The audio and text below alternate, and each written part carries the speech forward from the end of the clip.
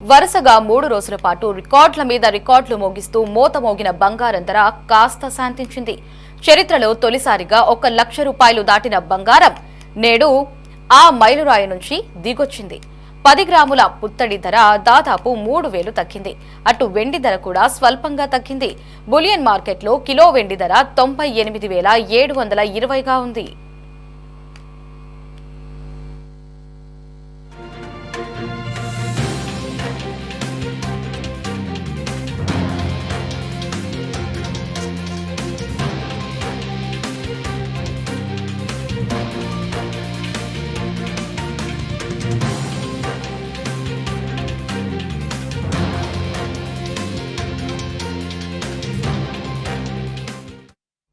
దీంతో పన్నులతో కలిసి 24 క్యారెట్ల బంగారం ధర 99,150కి చేరింది.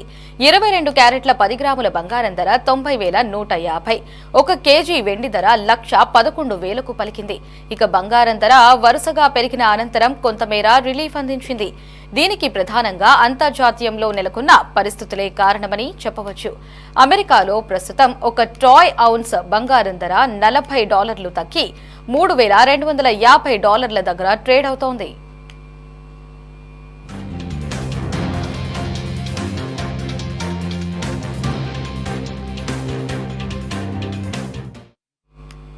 ఈ నేపథ్యంలో దేశీయంగా బంగారం ధరలు కూడా తగ్గుముఖం పట్టాయి. దీనికి తోడు అమెరికా స్టాక్ మార్కెట్లు సైతం లాభాల బాటలో పయనిస్తున్నాయి. దీంతో ఇన్వెస్టర్లు తమ పెట్టుబడులను బంగారం నుంచి స్టాక్ మార్కెట్స్ వైపు తరలిస్తున్నారు.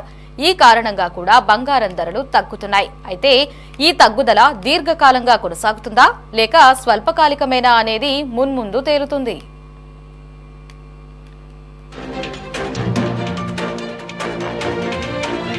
మరిన్ని అప్డేట్స్ కోసం సబ్స్క్రైబ్ టు సిటీ 24/7.